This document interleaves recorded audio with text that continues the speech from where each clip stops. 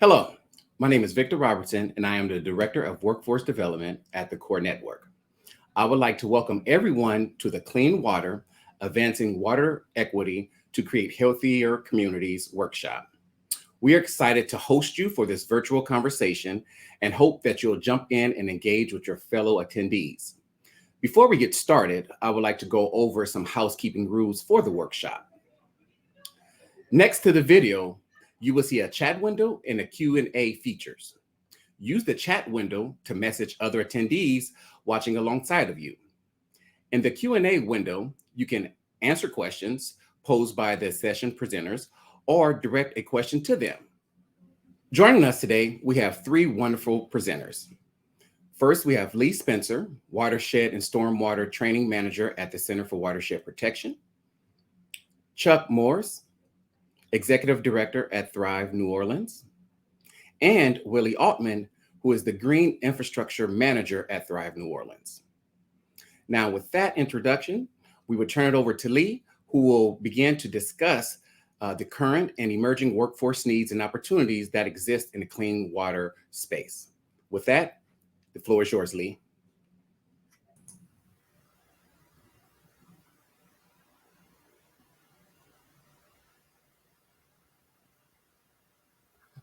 Hi, everyone. My name is Lee Spencer. I'm from the Center for Watershed Protection. I'll introduce myself shortly, but I want to say thank you for having me. I'm excited to share with you some exciting things that we do at the Center for Watershed Protection, and I'm especially excited to share a stage with Thrive New Orleans, who's been an excellent partner of the Center for Watershed Protection over the last couple of years. So as I said, my name is Lee Spencer. I work at the Center for Watershed Protection. I've been here since April of 2021.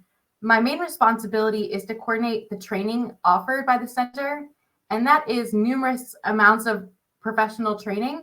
But one of our largest programs is our Clean Water Certificate Training Program for Workforce Development, which I'm going to be speaking to you about today.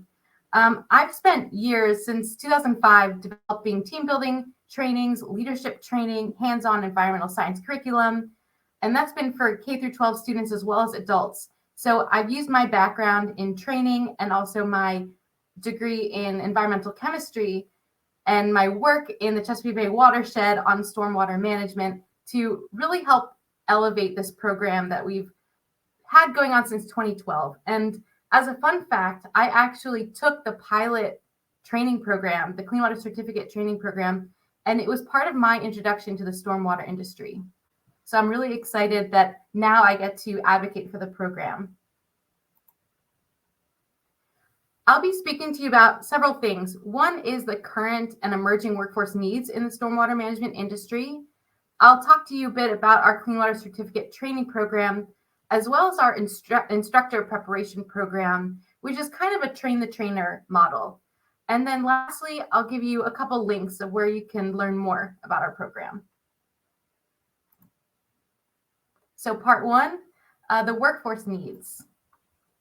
So there has been a surge of public demand in recent years for green infrastructure to help cities become more environmentally friendly, more pleasant to live in, and more resilient to the hazards of climate change. So for those of you who don't know, urban stormwater runoff is a leading source of pollutants, causing water quality impairment in local streams and rivers throughout the whole of the United States and beyond. So the implementation of best management practices or green infrastructure, you might see acronyms like BMPs or GI, is required through the Federal Clean Water Act and accompanying state regulations to reduce the impact of stormwater runoff. Over the past 50 years, the requirements to implement BMPs through the Clean Water Act has increased significantly. And these regulatory programs have become a key national driver to the increase of green infrastructure. The regulations to manage stormwater over the past 20 years has changed from a focus on flood control to smaller, more frequent storm events that repeatedly wash pollutants from roadways and other impervious surfaces like our rooftops, parking lots, even basketball courts, football fields, into streams unless they're captured or treated by BMPs. So once implemented, BMPs require regular inspection and maintenance to ensure that they continue to function as designed. The regulatory framework, coupled with continued expansion and densification of urban areas, provides an opportunity for growth of the stormwater management industry to construct, maintain, and inspect BMPs. And studies have documented that there's significant economic and other benefits to the public that green infrastructure provides beyond just the water quality impacts. So yes, it's good for the environment, but it's also good for human health. Effective in improving air quality by increasing the green canopy and green space. It also reduces the stress of heat in urban environments and emotional stress. Who doesn't love taking a stroll in a park or enjoying some green space in their neighborhood? It's also good for the economy. Green infrastructure is, as I said, a growing industry and has the potential to create numerous green jobs. It also can reactivate or repurpose vacant land and improve property values. It's also good for equity. So in communities where health disparities exist, green space can be an important strategy for achieving health equity for disproportionately burdened populations, as well as catalyzing local economic activity, climate resiliency, and creating family-supporting job opportunities and accessible career advancement opportunities for people with all levels of education and work experience.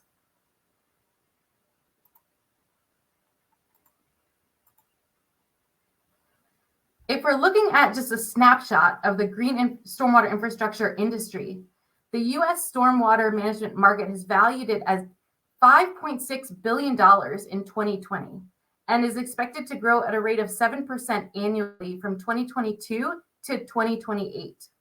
The investment in BMPs extends beyond just the construction of these practices, but includes that regular inspection and maintenance to ensure that the BMPs continue to function. For example, the average cost of structural or engineered BMPs can range from $3,000 to $200,000 for each acre of treated drainage area. Long-term maintenance costs can range from 22% to 63% of project costs. With every $1 million invested, we're seeing 5 to 20 jobs being created in the stormwater industry. So these range from highly qualified professionals with advanced degrees to entry-level laborers. But currently in this industry, there's a lack of skilled workers who know how to construct, inspect, and maintain stormwater BMPs. We're hearing this from our Center for Watershed Protection membership all over the United States. This gap in training and credentials for stormwater workers is particularly notable for workers in hands-on jobs that require less than a bachelor's degree. And while there are numerous job training programs for gray infrastructure, green infrastructure requires specific skills training, of which there are a limited number of programs that remove barriers or create access to stormwater industry jobs for low-income populations, some without high school diplomas, and that are under or unemployed in the US.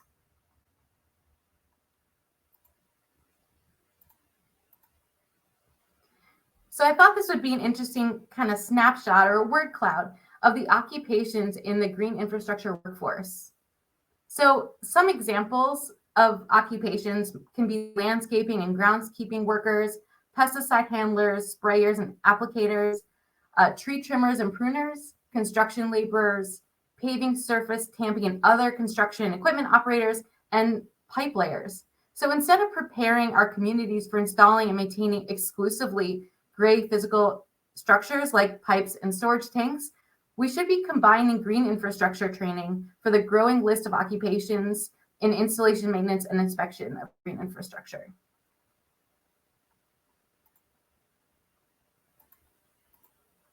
So to take a closer look, in cities like Detroit, Michigan, Portland, Oregon, Lincoln, Nebraska, Denver, Colorado, Charlotte, North Carolina, Austin, Texas, Ann Arbor, Michigan, just a few, 4 to 6% of the city's workforce is potentially involved in GI jobs. And so workers employed range from 9,500 or 9,000 to 102,000 or over 102,000 individuals working in the green stormwater infrastructure industry, with still thousands of jobs being posted in this industry annually.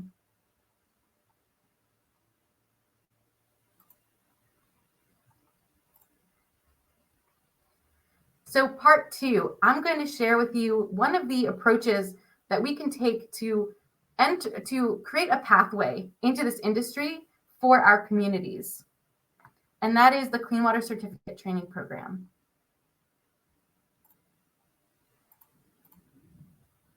So there are 2 major aims for the Clean Water Certificate Training Program. One is to increase opportunities for individuals in low-income communities or under and unemployed individuals to secure a living wage job. We initially got into this field because Baltimore City is in our backyard. We wanted to support our community, and we were hearing from our membership that there was a lack in, or there was struggle in hiring people, and I want to say an on-the-job ready workforce for these jobs. And so we looked at our community and we said, how can we support both our community and our professional community? And so to do this, we decided to create a program that could help expand stormwater industry workforce and meet the demands of both our community and our stormwater management industry.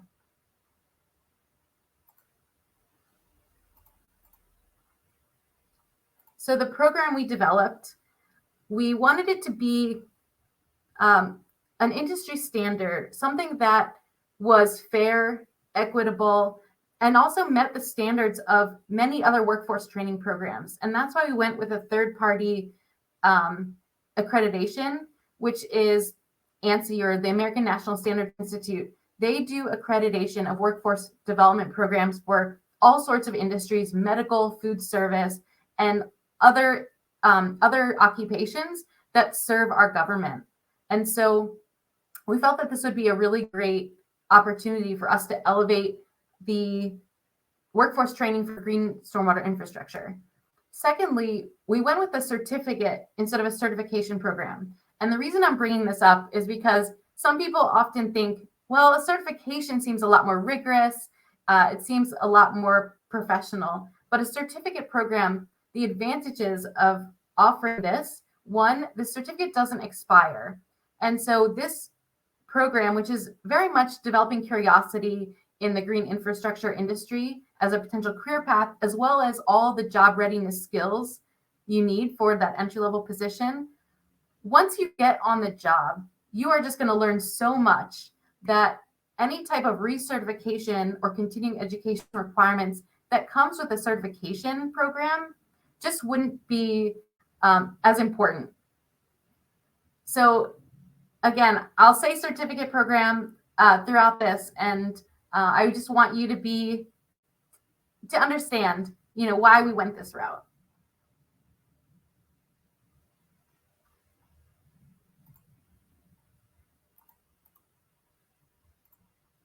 So here's a glance at what the CWC, or Clean Water Certificate Training Program, is.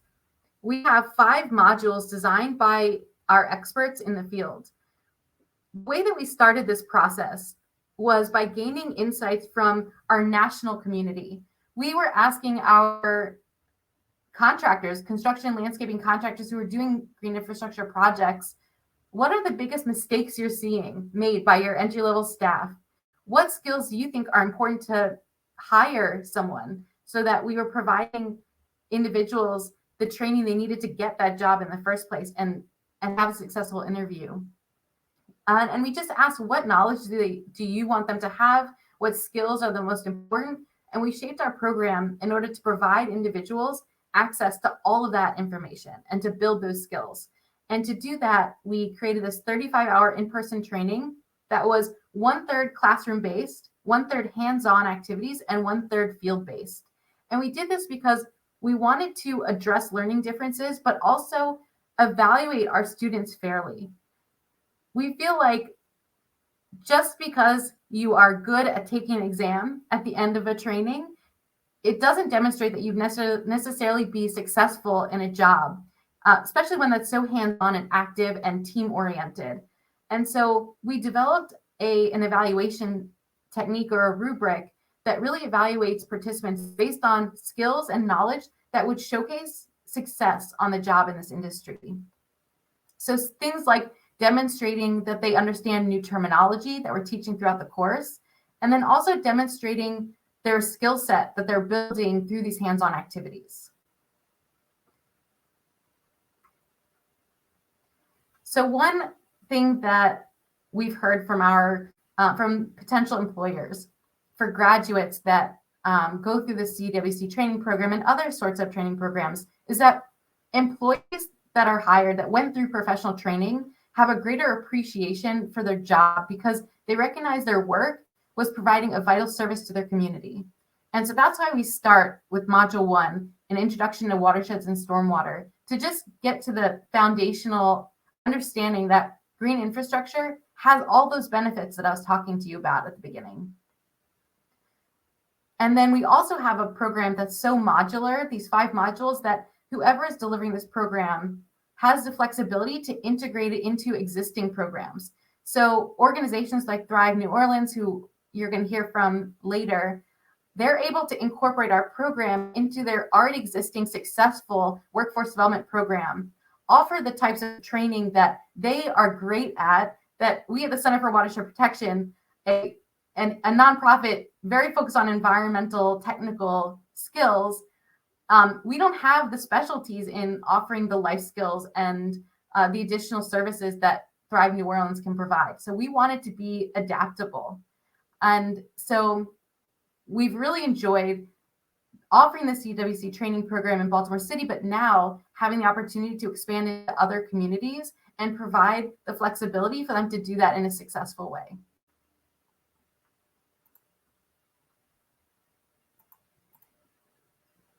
When you're done with the CWC training, it is an introduction to GI construction and maintenance. So you would typically start as an entry-level general laborer. But this is by no means the end of your career in the stormwater industry. There are so many opportunities for growth if you impress your supervisor or just decide to do some additional training. You can move up into positions like equipment operator or site foreman. So we want to promote not only getting a job in this industry, but also longevity and retention in this industry.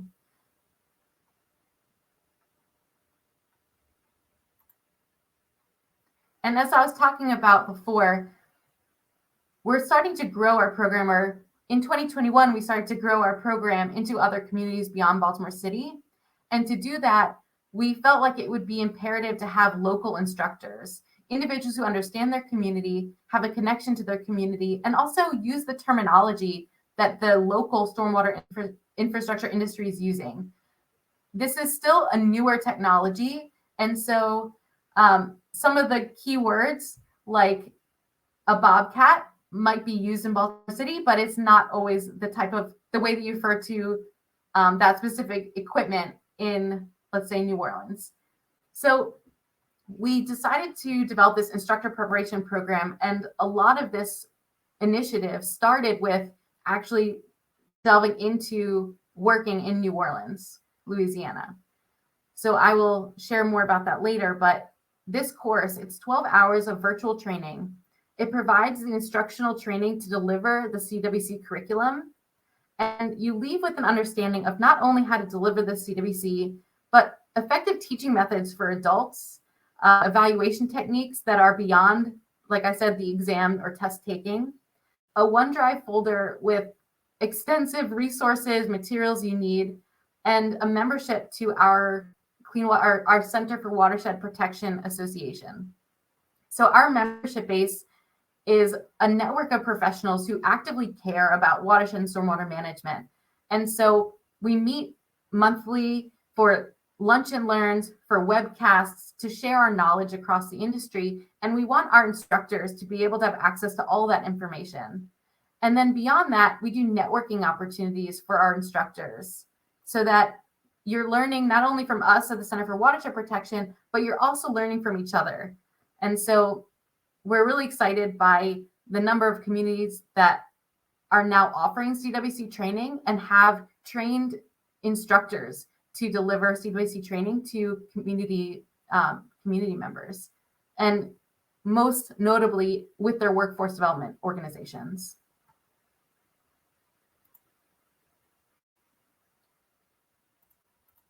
So getting into it, as I said, Thrive New Orleans has been a great partner to the Center for Watershed Protection since 2021. And I'm going to share a success story of how we first approached this, bringing the CWC training to New Orleans. And I think you'll hear a little bit more from our Thrive New Orleans participants about why it's been so important. But to start off, we developed this partnership between the Center for Watershed Protection, the Water Environmental Foundation, or WEF, and the Greater New Orleans Foundation.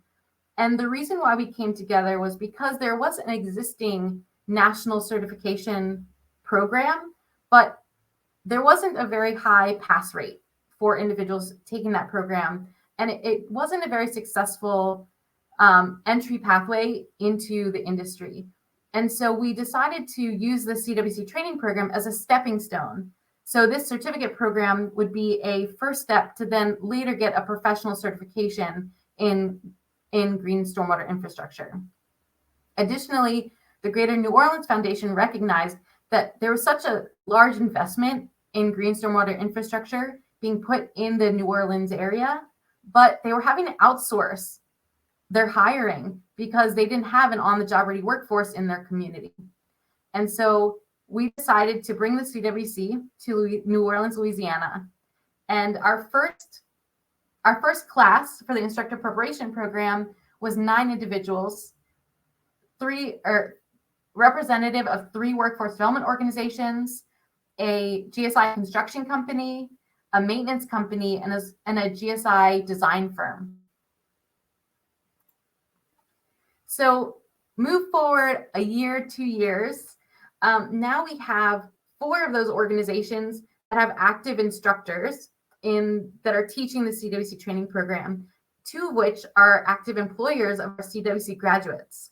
So not only were they able to see the value of the program and begin training their community, but they also recognize that there's an on-the-job ready workforce, so we can hire directly from this training program to build up the GSI maintenance company. But also, one of the workforce development organizations was actually able to be entrepreneurs in a way that they were able to create a GSI construction company as a revenue stream for their workforce development organization. And if we're looking at just a 3-year time lapse, in 2020, which is when we were approached by WEF and the Greater New Orleans Foundation, there wasn't really a standard training program for green stormwater infrastructure. In 2021, we were able to train with our partners in New Orleans 66 individuals to get jobs in this industry. And then in 2022, 138 individuals. So that more than doubled the number of individuals who have this certificate in 1 year. As of March of 2022, so a year ago, 85% of the graduates were African American, 14% Caucasian, and 65% had been impacted by the criminal justice system. Just to give you a little bit of the demographic information of the graduates who are going through this program. And CWC graduates located in both Baltimore City and New Orleans have landed job placements in the industry in positions such as crew members, union laborers, apprentices, landscape maintenance, environmental educators, sanitation workers, crew leaders, foremen, and even superintendent. And so we see that as a success. Not everyone who goes through the program ends up getting a job in this industry, but the fact that we've created an entry-level pathway to a number of positions in the industry has been really exciting for us to see. And so from one of the CWC trainers, they recognize that by offering CWC, they can more confidently plan and implement ecologically sound restoration and revitalization projects as part of their workforce development programs, they've seen a clear growth in the knowledge of the local workforce. Additionally, employers are recognizing the value of the CWC. So one of the reasons why I'm sharing this as a success story is because 9 individuals who were part of this cohort were actually directly hired by the project manager who was running this project, because after completing the CWC training program, they were able to build a buyer retention on budget and on schedule, which for those who do work in construction or green stormwater infrastructure is a huge success and a great proponent for this program, and showcase that they really were on the job ready. And lastly, I just wanted to let you know that our minimum age requirement is actually 14. So at 14, you're not really ready to enter the workforce. But if we're talking about an entry pathway into the stormwater industry, we really have to start with our high schoolers and engage the youth with this as a potential career path. So by taking this Clean Water Certificate training program, it can help with internship opportunities, apprenticeship opportunities, college applications, or moving into a trade school. And so our youth program, or the youth programs who have integrated the CWC training, have found that it's a great way to standardize some of their practices with youth. And it's also very interactive. And because of the flexibility, they've been able to pair our more technical training with some of the exciting projects and programs that they already had in place. So things like a storm drain cleanup. So the CWC trainer was able to incorporate the CWC training as an aid for explaining how stormwater is currently being managed by the city of New Orleans, and then go out and see what the storm drains look like out in the street. So we were excited to not only encourage this as a career path for individuals ready to enter the workforce, but also those just starting to contemplate where they want to take their career. And lastly, part 3. If you want to learn more about our program, feel free to visit us at www.cwp.org/CWC. On our website, you can view our program overview, some more information about our instructor preparation program, and then also watch some testimonials. Or if you want, you can reach out directly to me. I'm happy to answer any questions about our program, talk to you about our upcoming instructor preparation program course in the summer 2023. And also, if you're interested, we have a instructor newsletter. It's a way for us to maintain our network with our instructors, to share some spotlights of programs that have successfully integrated the CWC training, and also some interviews with our partners and graduates of the CWC training to take a look at what was meaningful or what was the most impactful part of the training, but then also where are they in their career. So if you are interested in being added to that distribution list, feel free to reach out to me for that as well. So thank you so much for having me. Again, if you want to reach out to me anytime, you can reach me at lrs@cwp.org. My phone number is also listed here. I'm happy to talk to you about the CWC training program or our instructor preparation program anytime. So feel free to reach out, and I hope that I can maybe potentially work with you in the future. Lee, thank you so much for sharing information about the Center for Watershed Protection and the Clean Water Certification. And for the second part of the discussion, we really want to talk about implementation. And so I would like to bring in a great organization, Thrive New Orleans, who are implementing the Clean Water Certification. And so with that, we would like to kick it off. And so I have a couple of questions just for Chuck and Willie. And so Chuck, for you, the first question would be can you please share with the audience and just tell the audience a little bit more about Thrive New Orleans? Thank you so much for hosting us. And we thank both of you for allowing us to be part of this panel. It is our pleasure. Thrive New Orleans is a nonprofit organization in New Orleans. We believe that everyone should be able to thrive. From our brand vantage point, our role is as it relates to sustainability and resiliency, and to ensure that the entire city is part of our efforts to make sure that we can be a sustainable and a resilient city. How do we do that? We do that through workforce development and small business development. One of the ways that we focus on BIPOC businesses and BIPOC workforce. And because of this partnership, and we are the city's national disaster resilience operator, which means we're tasked with training the future workers in the stormwater management green infrastructure ecosystem. And we're very proud of that mantra. We're very proud of the fact that we have been selected.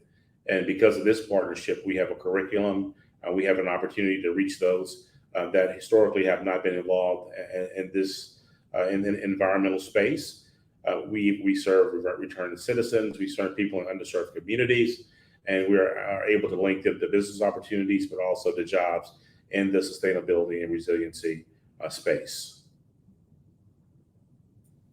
Thank you for that. And Lee sort of touched on this earlier.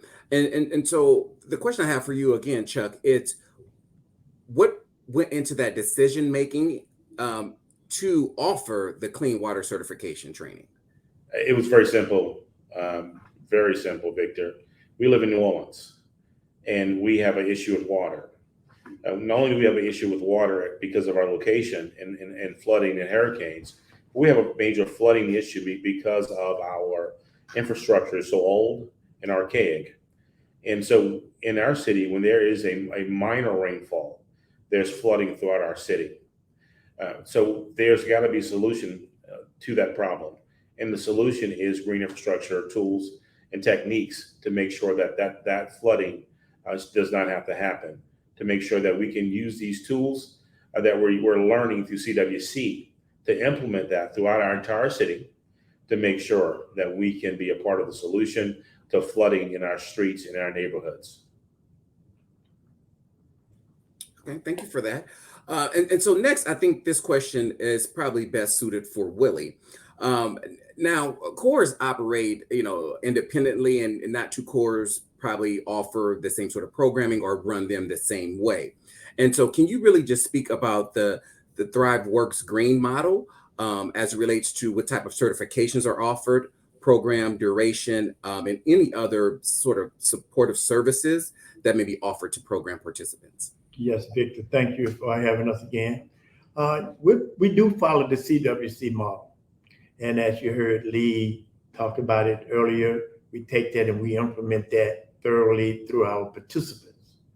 One thing I like, I'm adding this, is that I remember Pastor talking about being intentional and relational and inspirational. We take that to heart. We put all of that together, along with the CWC certification, and we implement that. We have an 8-week program. It's an 8-week program.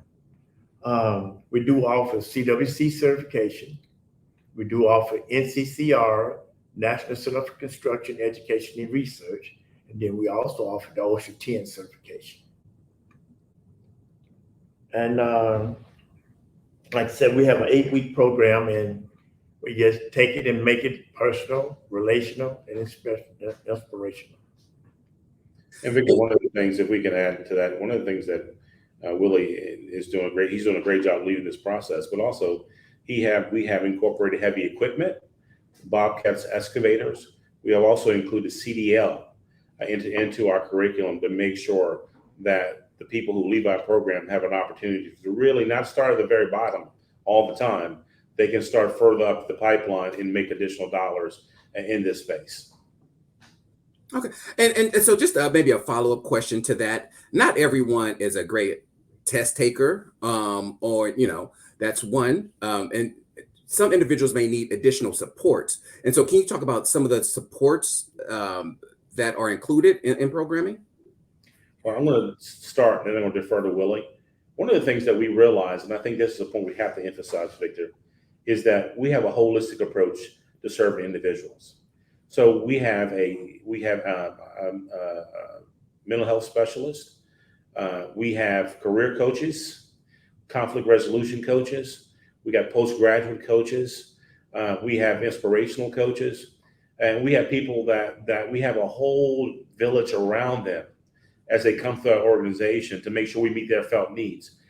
As we talk about serving people that are returning citizens, people in underserved communities, we must understand it's just not about sending them to CWC and say, go fly and go have at it. It's about meeting people where they are and leaving them better than we found them, and making sure that they have the other stuff that go around it. And I think Willie will talk about that later, but also making sure that we remove barriers that can keep them from being successful in the stormwater management green space. And I'll defer to Willie for the other part of the answer.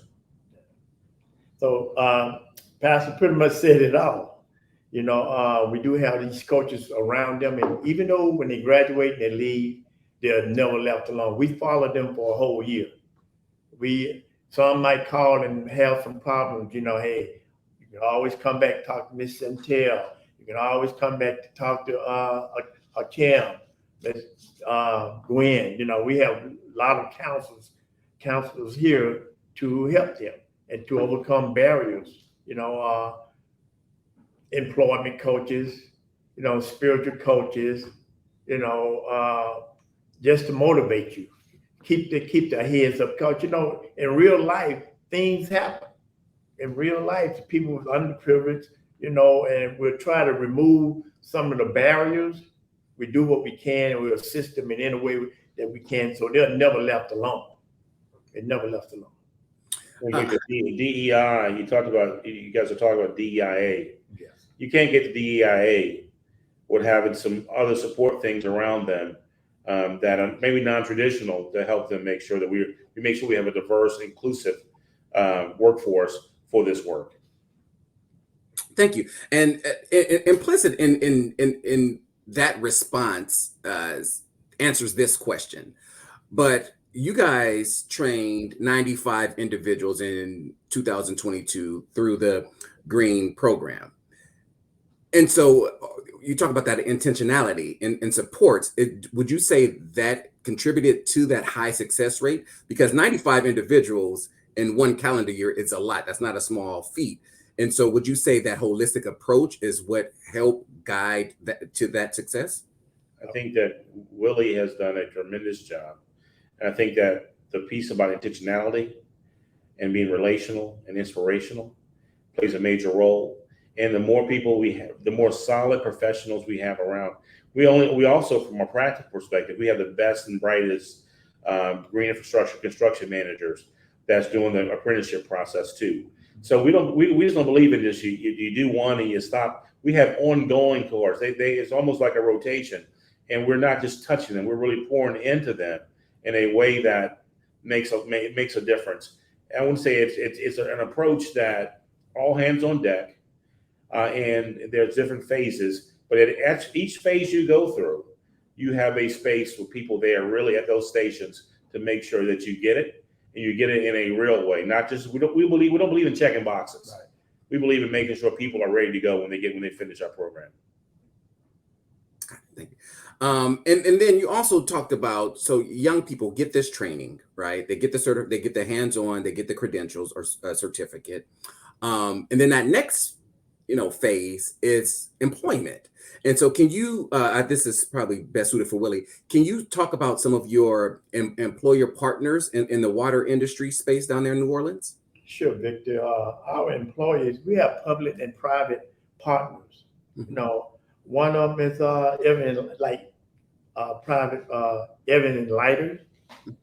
Also like public agencies like Parkways, Department of Public Works, Department of Sanitation, Job 1, New Orleans Career Center, Delgado, and several more. Yeah, that Pastor Mike can pass on. But sure, we have several partners. And one of the things also, Victor, that I think we want to hammer home is that, again, at Thrive, we understand the value of not just being sharecroppers, but having our own land. So what we've done is we created a model as a nonprofit where we are prime contractors for the city. So that gives us a vantage point where we can, because we have a business side green and a workforce side green. So we link our workforce to our green businesses, and then we hire the business of subcontractors. So that means that we're putting the business to work and we're putting the individuals to work. And that's a model that has really been successful. And so as it relates to that, yes, we have external employers like Willie had mentioned, but we also private and public, small and large. We also ourselves we are on ramp for the workforce and for small businesses. So what I'm hearing is you guys don't train just for the sake of training. You actually train in order to prepare individuals to enter the workforce. We really believe in training. We, like Pastor said, we don't check the box. We want to know that you know this information. We want to be able to see that you're performing it and tell us why it works and how it works. Gotcha. Thank you for that. And for these next few questions, I think I'd like to bring Lee back in to join the conversation. Lee, you talked about this. You touched upon this during your presentation, and Chuck and Willie also did touch upon this as well. But when we talk about workforce gaps in the water industry, can you talk about how your work around a DEIA can help fill those workforce gaps? Sure. And I'll start by saying, this is one of the reasons I really enjoy working with Willie is I see the level of commitment that he has with the individuals that he is working with at Thrive through his other programs, but also with the Clean Water Certificate Training Program. And so we see such a high success rate or pass rate for this training program because we were designed in a way to not work in a vacuum as an individual training program, but to incorporate or to adapt to workforce development programs who know what they're doing. And I just want to highlight, the Center for Watershed Protection, we're an environmental nonprofit. A lot of what we do is consulting services with municipalities. We're talking to those potential employers. And so we wanted to provide them with an on-the-job ready workforce, but we also understood that we needed partners. We needed to work with people who understood their community, understood the individuals that we're trying to reach through this program. And so how our organization worked in this DEIA, DEIA lens or with it was to partner with people who could help us. I think that's the strongest way that we've been able to do that. But also, I would say we developed a program that was addressing learning differences, taught in so many different ways. And also, I would say a major barrier that these technical training programs have is a high school diploma as a requirement. And so we eliminated that as a barrier. We also eliminated some things like if reading level is an issue, our instructors are able to read the quiz questions to their individuals or work with them at a higher level than I would say typical training programs provide. And again, that happens because of the partnerships that we've built through this program. And Victor, or along that same line with the DEIA is what we're doing that's transformative beyond putting people to work and helping with the physical environment in New Orleans. We're also creating ambassadors for green infrastructure and water management in neighborhoods that historically have never had ambassadors before. So the folks who come through our program live in different parts of the city. So maybe some underserved parts of the city. Now they're taking this, they're learning back to their community and saying, we need to be better stewards of our properties. And guess what? You can hire somebody who looks like you. You can have a business that looks like you and an employee that looks like you to be a part of their own solution. Historically, we have too often had people come from outside to be the fixer, the savior for our community. Now we're creating that within our program where they're going back and they're making money and they're serving, but they're also educating people throughout the whole city about the importance of stewardship, especially around stormwater management. Yeah, I would definitely second that. I've heard some of the most impactful parts of the CWC training program is is that understanding that they're going to be impacting their home, their community. They're going to be building green space. They're going to be improving their neighbor's health. I think, yeah, you just hit the nail on the head. Yeah, so that's workforce development, economic development, community building. That is fantastic. I'll be remiss if I didn't say DEIA is diversity, equity, inclusion, and accessibility for the folks who may just not know or familiar with that. And so I would like to say that that's what DEI, when we talk about DEIA, that's what we are referring to. And so another question, and this is for Willie, Chuck, and Lee as well. Can you really just talk about best practices and lessons learned as it relates to implementation for the CWC? I'll start and then I'll defer to Willie. Best practices are first, you got to remove barriers. Meet people where they are to make sure that you can remove barriers. I think also, as we think about CWC, the curriculum's great. They go through the programs, but you also have to add some continuing education there too. So once they finish the CWC, there's still some things that they need to be added to that program. So maybe it is a CDL, maybe it is heavy equipment, maybe it's horticulture. We're building a partnership now where we're going to have a greenhouse, and so we'll be able to teach part of the planning process along in the greenhouse. So looking at partners throughout, not only nobody has an island, so we have to make sure we bring partners to the table, and we look at other to enhance what they learn through CWC by bringing in all continuing education, so that can be well-rounded and the best they can be in their trade. And I'll defer to Willie for any other comments around that. Yeah, our pastor did a great job again. Also, yeah, we just pretty much meet people where they are, and there's so many barriers to be removed, you know. And we are here trying to be inspirational to them, to those needs, even if it's so much as a bus pass. We don't want an individual to not come to class because he can't get here, because he can't catch the bus or any transportation. And, you know, thank God, you know, we have bus passes, and now we have a vehicle that's maybe possible to even have a pickup point somewhere or another down the line. So yeah, we're still there meeting people where they are. We also engage the employer for at least the first month to see where they are. How are they doing? What's going on? Are they making? And so we'll have a chance to interact to make sure that before there's any challenges, that we are able to know what those challenges are. If possible, help resolve those challenges if appropriate, to make sure that they're moving along that career pathway in a right way. And we've seen success in that effort. So we're just excited about what we're doing. We're excited about the opportunity. We're proud of the work that we're doing, but more importantly, we're excited about the partnerships that we have created. And we also, I'm very excited about the leadership that I've seen by our team. And that team is really led by Willie when it comes to CWC. Yeah, and I'll just expand on some of what you said about the employer engagement. And I know you do that after employment and also before employment. And so with the CWC training, in terms of lessons learned or best practices, developing that partnership early on, where you're engaging employers, getting some commitment from employers to review resumes and to hire CWC graduates, so that you're not training just for the sake of training, but those jobs are waiting.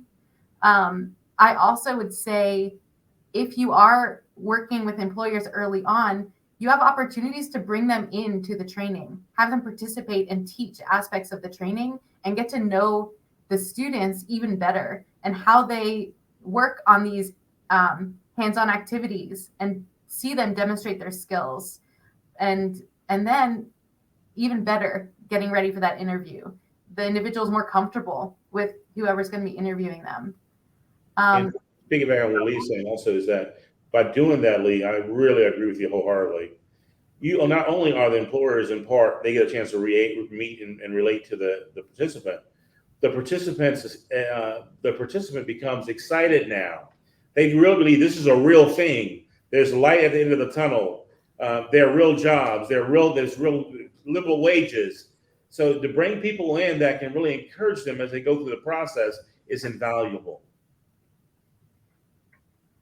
Yeah, I'd also say, in terms of lessons learned from others, doing this program. So originally, we would have someone from our staff go out and teach the CWC training in other communities.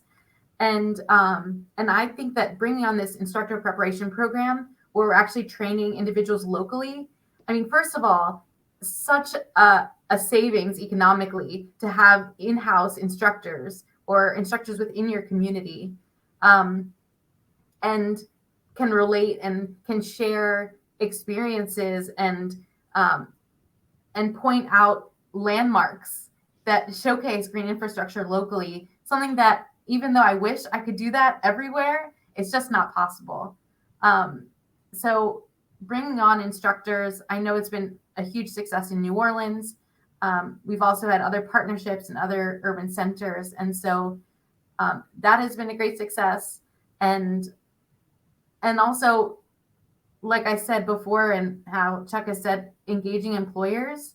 If you are actively engaged in the training process, you're going to have such a better chance of engaging employers. You have such a higher understanding and understand the value of the program, and what individuals are going to be graduating, what skills and knowledge they're graduating with, beyond just, just trying to connect individuals, but really understanding, on a deeper level. Okay, I know we're up against time, but for the final question, there's going to be tremendous. I know that there's tremendous interest in the clean water certification, and so is there any parting just thoughts that you would like to share just with the attendees today, as it relates to your organization, the certificate, just anything in general that can be just one of those final thoughts, so members can or attendees can walk away. Just with that final thought. And with that, I'll start with you, Lee. Okay. So if you are interested in becoming an instructor for the Clean Water Certificate Training Program, you don't have to be with a workforce development organization like Thrive New Orleans.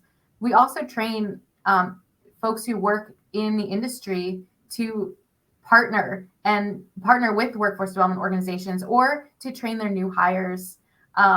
But it's a larger program, and I want to say, if you are interested in just becoming more involved in your community and finding a way to connect with a local workforce development organization, this is a possible avenue for you, as a volunteer to become a trainer like this. But also, I would just say that our network of instructors has taught me more than I've taught them. I'll say that our program has grown exponentially because we have so many more individuals working on the program, eyes on the curriculum, implementing this program and understanding positive techniques to deliver the program, that we've continued to edit and develop our program in a way that meets our trainers' needs, but also has grown so much because we just have so much input.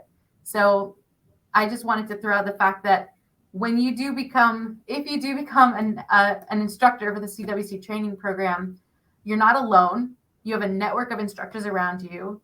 We do networking events to really talk about obstacles we're facing, approaches that are successes, and you have the potential to also help us guide the future of this program. Okay, Willie, Chuck, any parting words? Parting words, I would say that, again, it's a tremendous opportunity to be part of this. The curriculum is great. The program is wonderful. It's the future for us. It's the future of our city.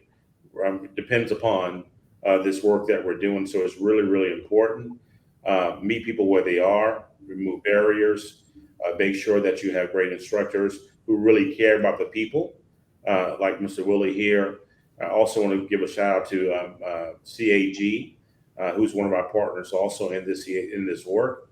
And I also just want to say that, we appreciate the work that CWC, WEF, the Greater New Orleans Foundation did to start this process in New Orleans. I remember going through that process a couple summers ago, and we've gotten to a point now that it's really making a difference not only, again, as you said earlier, Victor, not only for economic development and jobs and contracts, but also in the environment, but also community development also. And it's going to be, again, it's the future. We got to be, if we want to be sustainable and resilient, the need to address stormwater management in our city is of utmost importance, and CWC is a major part of that solution. And thank you so much for having us today. Yeah, thank you very much.